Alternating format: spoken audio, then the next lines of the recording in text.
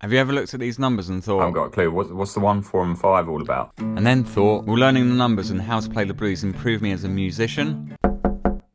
The answer is yes and yes. So many artists have used the blues progression to write massive hits, and by learning and understanding this, you'll be able to recognise the chord progression in other songs just using your ear. I'll explain what the 1, 4, 5 means, how to locate the notes every single key. Then we'll learn the 12-bar blues form, and we'll also learn how to play the blues on the guitar.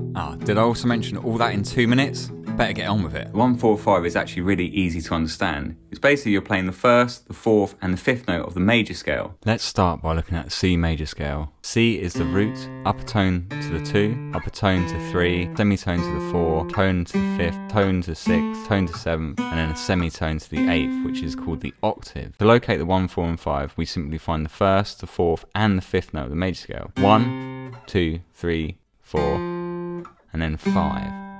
1, 4, 5. To make this much easier to learn, we can visualise the 1, 4, 5 like this. Play the 1 and directly underneath 4, and then the tone higher is the 5. Same shape off the E string. 1, 4, 5. I can do this in A. 1, 4, 5. In G. 1, 4, 5.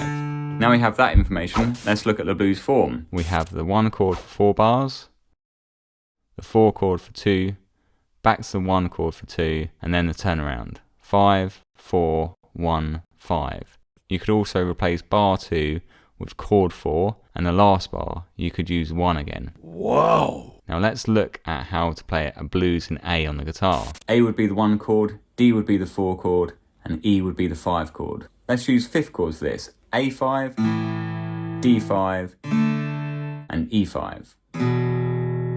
We will use a swung 8th note rhythm. 1 and 2 and 3 and 4. And let's take those chords and apply it to that 12-bar blues form. 1, 2, 3. So the 1 chord. Then we're going to the 4 chord. Then back to the 1. Then to the 4. 1. Then ready for the turnaround. 5. Then to the 4. 1, 5, and then end on the 1. If you want to take your acoustic playing to the next level and want to sound a bit like Robert Johnson, I'd suggest you go and check out this video right now. 5 different levels of the acoustic blues, and you're going to sound, well, pretty good actually.